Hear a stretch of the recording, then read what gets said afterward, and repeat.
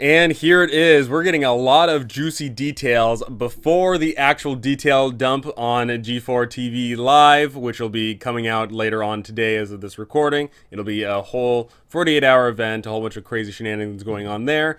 But of course, Amazon and D&D Beyond have actually leaked some stuff.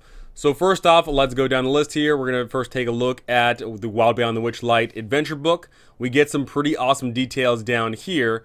We get explore the plane of fairy in the first official D&D adventure set primarily in the Feywild. I like how they have to have primarily in the Feywild. Easily drop the Witchlight Carnival into any campaign for passage into the Feywild or just a night of carnival games and wild entertainment. Really cool. You know, I really like how they say, hey, you know, we know that this isn't going to be a full-blown campaign for everybody. This can just be a little one and done. Really awesome stuff.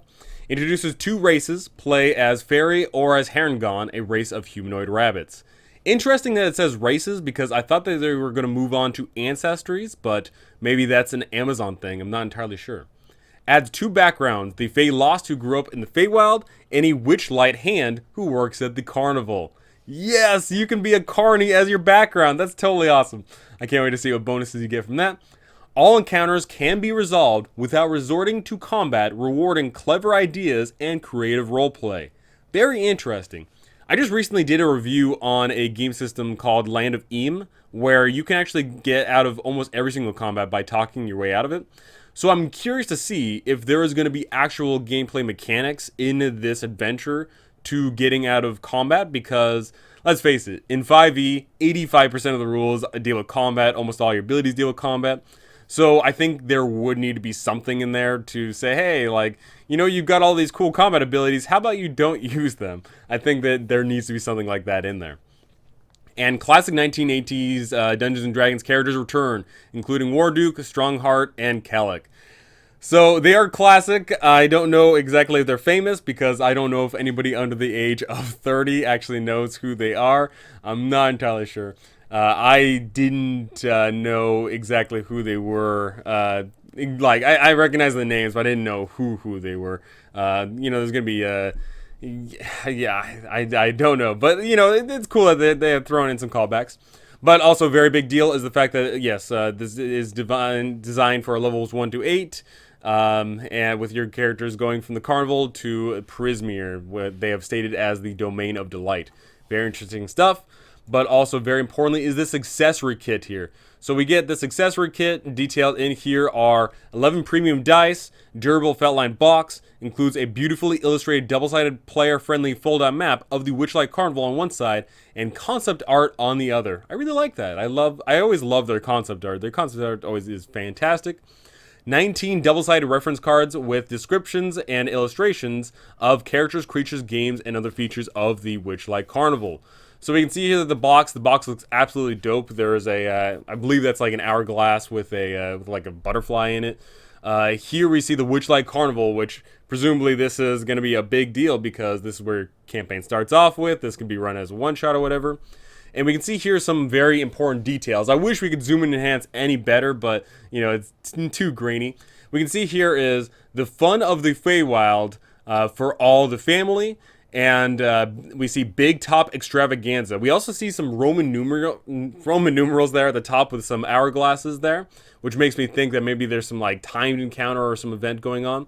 But also in the bottom right here, we get, will you be our Witchlight Monarch? And, you know, on this side, we have hourglasses and Roman numerals. This one only has faces. So we can see here that the faces go from, like, agony on the left to very happy on the right. So I'm curious to see if that's going to play some sort of effect. I wish we could see more of, like, the actual names in the Witchlight there. I can definitely tell that the one in the center there, one of them says... Bumble or Rumble Teapot. I can't read the rest of it, and I don't know if it's Bumble or Rumble. And we also see, I think that's Calliope, and we definitely see the ticket booth. So there's definitely a ticket booth you have to walk through. Also very cool is, as they mentioned before, there is those NPCs and games, whatever else. We get Northwind, which I don't know if that's supposed to be an attraction or if that's supposed to be an NPC. The Almirage Ring Toss, that's definitely a game. Behind it, we get the weird something. We don't know what it is. And then we also get this carnival-looking dude. I think we know that is one of the Maybe that is just a Carney, but it could be Mr. Witch or Mr. Light. We're not entirely sure, because as mentioned here in the in the adventure only bundle, there's a mention of Mr. Witch and Mr. Light here. Where is it? Is it? Yeah, here we go. Its owners, Mr. Witch and Mr. Light, know how to put on a good show. But there's more to this magical extravaganza that meets the eye. So I'm certainly curious to see what's going on with that. Yeah, it looks like probably this dude, right? Makes sense. Next up, we also have information on Fizbans' Treasury of Dragons. Meet Fizban the Fabulous, doddering archmage, unlikely war hero, divine avatar of Dragon God, and your guide to the mysteries of dragonkind. Really, really awesome stuff here. Introduces Gem Dragons to 5th edition, provides DMs with tools to craft adventures inspired by dragons, including dragon lair maps, detailed info about 20 different dragon types, adds player character options, including dragon-themed subclasses for monks and rangers, unique draconic ancestries for Dragonborn. See, this one says ancestries, so I'm curious to see what's on with that. Additional spell options, very interesting. So I'm wondering if that's meaning spell options for those for monks and rangers, and a feat, not multiple feet, just a feat, a single one. Presents a complete dragon bestiary and introduces a variety of dragons and dragon-related creatures, including aspects of dragon gods, dragon minions, and more. Really cool, you know. It is D&D, and we're not lacking in dragons. You know, there's still a decent amount of dragons. They take up a decent amount of the monster manual there, but hey, more is always, you know, cool. And reveals the story of the first world and the role of dragon gods Bahamut and Tiamat played in its creation and destruction. So this makes me think that this is definitely like a Mordenkainen's Tome of Foes and Volo's Guide to Monsters. You know, just giving us a bestiary for the DMs, giving us some back lore for anybody who wants to read it, and giving us a little bit of player character options. I'm sure we're going to be getting a lot more detail about that later on, but of course, we're just getting some fine little deets right now. And lastly, the Strixhaven, a curriculum of chaos. We are finally told what this product actually is. It is new player character options, including feats and a new background in the character builder. Includes new spells and magical items to use in your campaigns. Everyone loves new spells and new magical items. Play through the book's multi-year campaign, beginning as a first-year student who studies, socializes, and adventures their way to graduation. It's Harry Potter, people, you know, it's Harry Potter but set in college. It makes sense, right? I definitely love those kinds of adventures. I certainly can't wait to be running this. Includes 4 adventures that can be played as standalones or woven together to create one campaign, taking players from level 1 to level 10. So this is making me think that basically, you know, because it's split into 4 different things, I think it's going to be like, oh, you know, a level 1 adventure, or not level 1, but the first adventure is levels 1, 2, 3, and then the second adventure is 4 to 6, and then this and that. I definitely think that that's definitely what's going on there. It makes sense, right? You know, you take a Harry Potter adventure, it's literally a single book, you know, but you spread it out over all those years, and then you can have something cool. I really like that. Create new characters with new player race, the Owlin, one of the owl folk who study at the university in the character builder. So I think a lot of people thought that the Owlin was going to be in the Wild Beyond the Witchligh because it was pertaining to Fae, but we of course get told that it's in here. Experience D&D, the Magic, the Gathering, new ways through academic challenges, extracurricular activities and jobs, and relationships explored on campus. It makes sense, right? You know, we are dealing with a whole bunch of stuff, you know, at the campus. I actually totally skipped one there. I'll go back to it in a second. You are going to be dealing, like, if it's school, it should be a social thing, right? You should be dealing with a lot of other people. And included in that is encounter over 40 magical, mysterious creatures and NPCs in the bestiary to battle in the counter builder and combat tracker.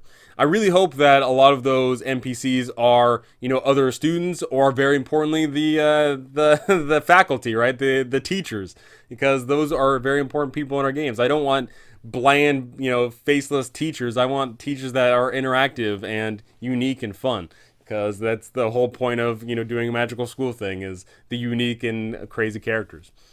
And Strixhaven can be easily dropped into any D&D world or campaign with the provided rules for adventuring as students of magic. So this is making me think that we're going to get that 1 or 2 pages of, oh hey, if your campaign is set into the world of Greyhawk, then you get all these options. Oh, if you want it set in the Forgotten Realms, then make these changes.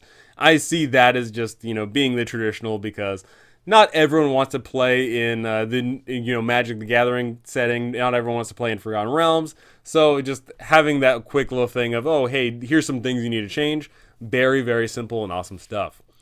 So we get a lot of info here about all this great stuff. 3 books coming out. We're getting a lot more info in the next coming bit here between all of the fun G4 TV live stuff going on here. And I certainly can't wait to watch all of that. And I think that we're going to be getting a lot more info later on down the line. I don't know if we're going to get all the info right away.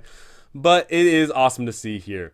So I certainly can't wait to show off all of that with you all, because when it comes to adventure modules, they are my thing. I love running adventure modules, so I can't wait to show them off to you guys, because I think that they're going to be fan-friggin-tastic.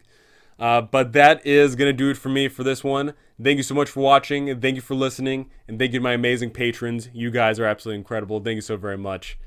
And I cannot wait to see you all in the next one.